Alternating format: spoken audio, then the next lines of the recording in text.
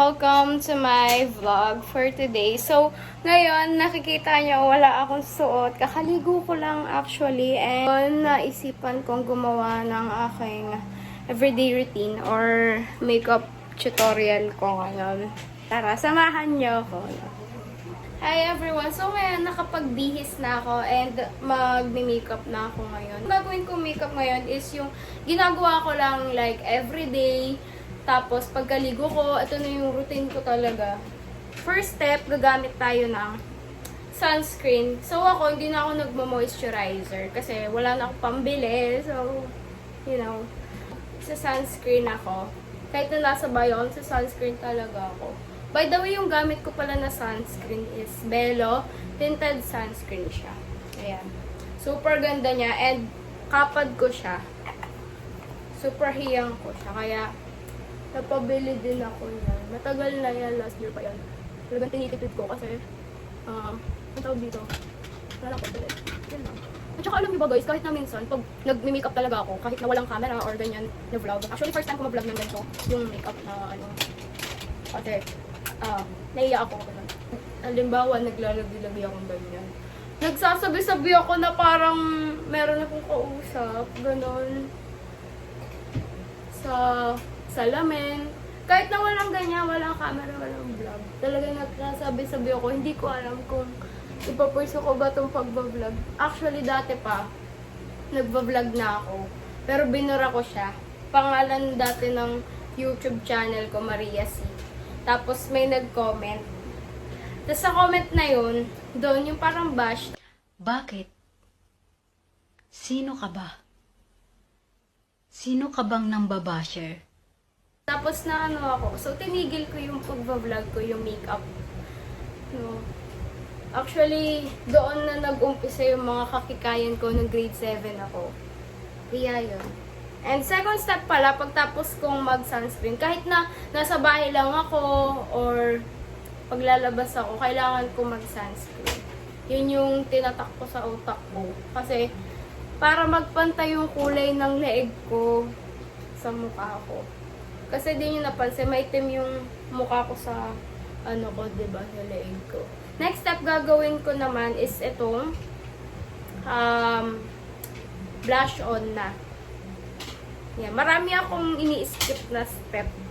Kasi, everyday look lang naman. Ayan, yung aking blush on in the shade Happy. Kung ayaw niya mag-focus. Sa akin na naka-focus yung camera.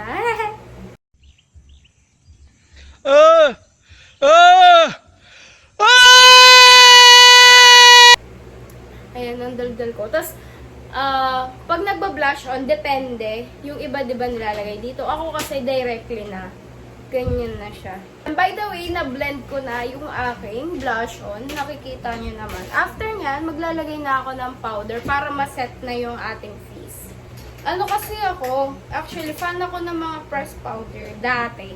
Nung naisip kong, ang cakey kasi, or alam ko may technique para hindi mag-cakey pag nag-pressed powder. Mas hiyang ko kapag powder lang ginagamit ko.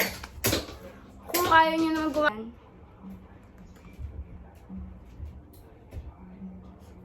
okay lang gumamit ng powder puff. Karing! Huwag ka maingay! Nagbablog talaga. Dito ka, pakita ka sa camera. Dito ka.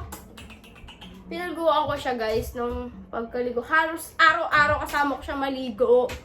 Tapos ang likod-likod niya ayaw niya magpaputol ng kuko. Nai-stress ako sa kanya. Next step, diba, na-set na natin. No? Gamit lang tayo ng blush on. Ito yung gamit ko, Lucky Beauty in the shade Bliss. Aura Blush. Ayan. Ganyan lang, tap-tap lang. Tapos, ganun mo. And then, next step, ay shucks, ang init. Wait lang. Okay, so ngayon, buksan ko na yung electric fan at saka bilan ko na maayos yung ano ko. Shit, Karino! Doon ko na. Ang kulit ng aso ko talaga. Next step, gagamit na ako ng pangkilay. So, kapag nagkikilay ako, gusto ko yung konti lang, yung sa dulo lang, no? So, I'll be back. And guys, tapos na ako mag-kilay, no? Nakikita nyo naman, sa dulo lang ako nagkilay. And kung napapansin nyo, medyo bangag ako kasi may sipon ako, tsaka inuubo pa ako. Sige, marinig ubo ko. Huwag na, nakakahiya. Baka maban pa tayo. So, next natin, tapos na ako magkilay, mag-blush on, and so on and so forth. Maglalagay na ako ng tinted lip balm. So, gagamitin ko Serum Tinted Lip Balm by Ever Belena in the shade Rose 8.